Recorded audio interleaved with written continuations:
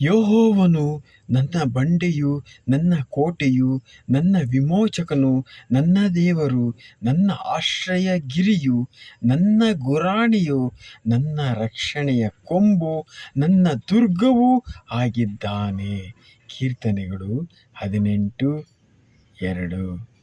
ಗುಡಾರದ ಸಮೀಪಕ್ಕೂ ಉಪದ್ರವ ಬರಲಾರದು, ಕೇಳೇನು ನಿನಗೆಂದು ನಿಮಗೆಂದು ಸಂಭವಿಸದು ಮಗನೇ, ಸಂಭವಿಸದು ಮಗಳೇ.